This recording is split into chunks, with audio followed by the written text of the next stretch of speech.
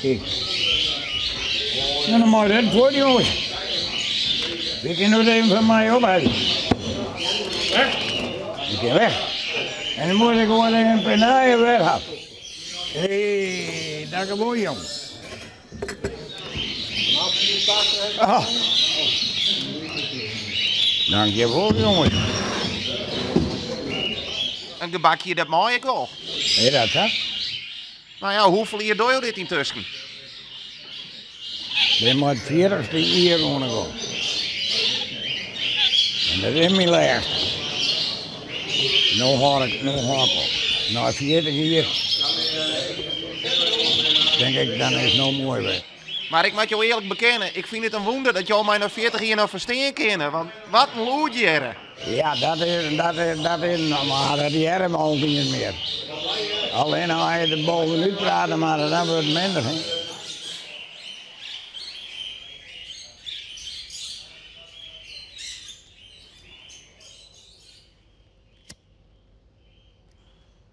Ik ben dus, normaal ben ik een keurmeester van de Nederlandse Bond voor Vogelliefhebbers. Ja, die shirt even de vogeldelen wat hier en daar dus, hoe het formaat en het model van die beestjes dus is. Nou, dat is hier geweldig. Alleen de markeert wel eens wat doen, nou, dan hadden ze nou het ruitpuntje, dat hadden ze dan net een tocht.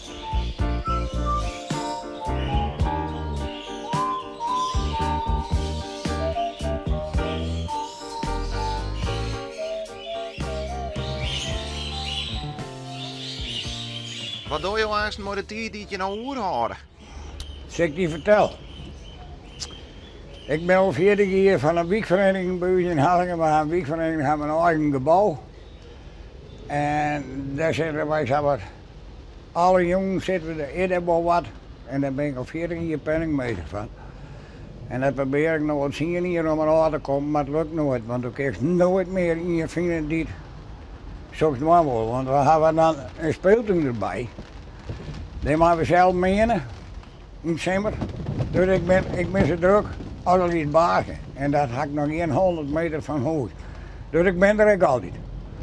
Als de koffie op is, zeg ik maar even naar de bal. Maar wat jou eens is dat je nou alle tijd hebt om van het pongmasterschip af te komen. Ja, maar dan blijft het door, blijft het tegen, hè.